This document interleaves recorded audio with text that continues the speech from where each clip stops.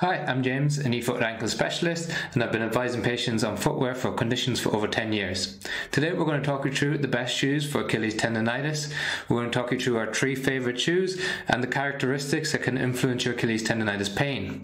So the 3 shoes that we're looking at are the Asics Gel-Kayano 30, the Mizuno Wave Inspire 19 and the New Balance 880 V13.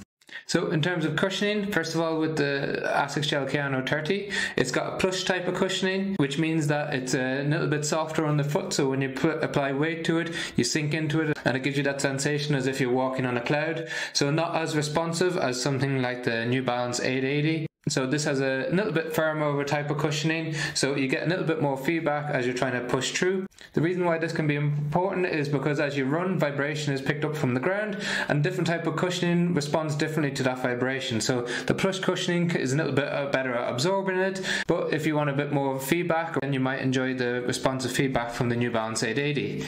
In terms of the Mizuno, it's got a bit more of a rigid sole, a little bit less flex in it, and it's got quite a balanced cushioning, so it's a little bit of an in-between of these 2 shoes. It's a little bit firmer on the foot, and it's typically preferred for 5 to 10k distances. Then the most important part is the heel drop. We have quite good evidence now that indicates that a higher heel drop, so that's the difference from the back to the front of the shoe, can give pain relief and symptom relief from Achilles tendonitis. So typically the higher the better. So in both the New Balance and in the Asics Gel-Kayano, they've got a 10mm heel drop, while the biggest heel drop is saved for the Mizuno 19. So as you can see in the Mizuno, you've got a thicker sole at the back, a shallower one at the front, and that tilt forward helps to shorten the distance between the heel and the Achilles tendon, providing pain relief. In terms of stability, Mizuno have the wave inspired plate, which they have in most of their shoes. So as you can see, the curve to the bottom of the shoe helps to give stability throughout the gait cycle, helps to reduce those pronation moments throughout the gait cycle.